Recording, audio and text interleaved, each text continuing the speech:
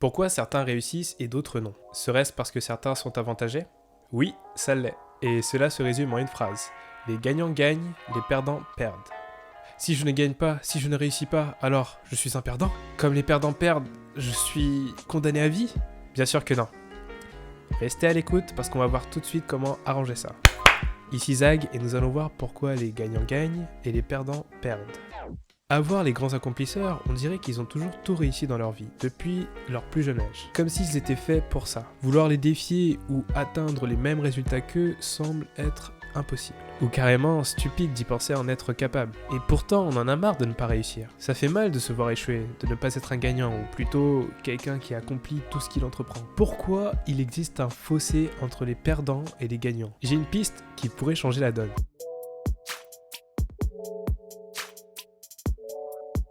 Disons que j'ai une chose que j'aimerais accomplir, quelque chose qui me tient à cœur. Cependant, intérieurement, je me dis que je suis incapable d'accomplir une telle chose. Et donc, mon potentiel est restreint, limité. Et donc, j'agis au mieux avec médiocrité, voire pas du tout. Et donc, j'obtiens un résultat mauvais, voire nul. Et donc, j'en déduis que j'en suis vraiment incapable. Voyez-vous comment chaque étape influe sur la suivante? Ce qui est flagrant, c'est que ça finit par revenir au point de départ, à savoir notre croyance limitante. Et que surtout, ça l'augmente, avec une preuve comme quoi on est vraiment incapable d'accomplir une chose, même si cette chose nous tient à cœur. C'est un cercle vicieux qui s'alimente par lui-même sans aucun effort nécessaire. Si vous ne décidez pas ce que vous voulez de votre vie, ce sera les autres qui décideront pour vous. Pour changer les choses, il faut avant tout le vouloir. Vous devez prendre la ferme décision de ne plus être un perdant. Mais surtout, vous devez prendre conscience que vous avez un potentiel énorme. Nous, êtres humains, sommes capables d'accomplir de grandes choses. La clé du changement réside en vous, à l'intérieur de vous-même.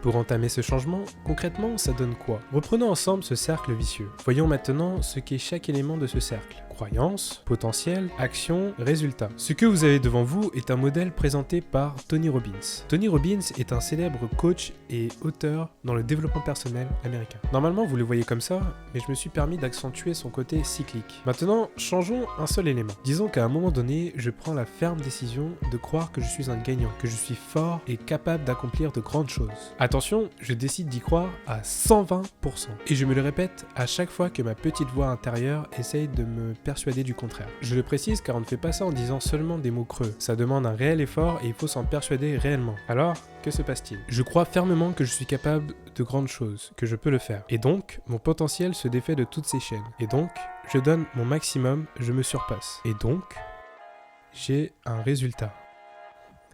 Là, ça devient intéressant.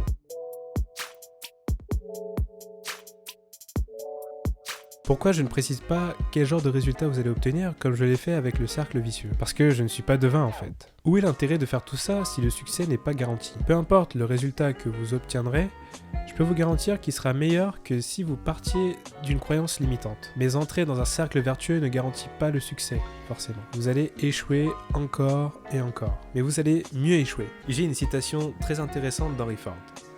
Échouer, c'est avoir la possibilité de recommencer de manière plus intelligente. Il faut savoir que l'erreur vous permet d'apprendre et de vous améliorer. Avec une telle mentalité, l'erreur serait de se mettre un voile et de croire que le succès est garanti parce que l'on croit que l'on est un génie. Mais cette mentalité ne sert qu'à une seule chose. Vous mettre dans le meilleur de vous-même et non de garantir un résultat positif. Il faut la compléter avec un apprentissage sur les résultats obtenus. Tiens, ça n'a pas fonctionné. Pourquoi? Ah, c'est parce que j'ai oublié cette étape. Ou tiens, je ne maîtrise pas encore cette notion.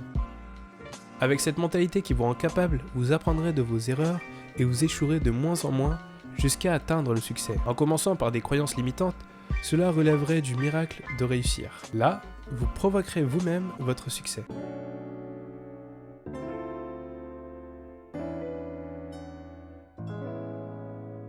Cette méthode vous permet de donner le meilleur de vous-même. Cependant, à l'instar du cercle vicieux, vous allez devoir rétablir toutes vos croyances positives à chaque fois. Car au début, vos résultats ne viendront pas directement appuyer vos croyances positives. Ça demande un effort régulier. Et si vous ne faites pas attention, vous pouvez très facilement retomber dans le cercle vicieux qui n'a besoin d'aucun effort pour survivre. Un petit rappel de temps en temps fera l'affaire, mais n'oubliez pas de le mettre en place. Maintenant, vous avez une nouvelle carte en main. Vous savez sur quoi appuyer afin de progresser dans ce qui vous tient à cœur. Vous prenez en compte toute expérience. Succès ou échec, vous vous en servez pour progresser, car vous savez que vous êtes capable de grandes choses, et que le résultat que vous obtenez actuellement n'est qu'un indicateur pour savoir où concentrer votre entraînement. L'essentiel est de progresser jour après jour, n'est-ce pas ?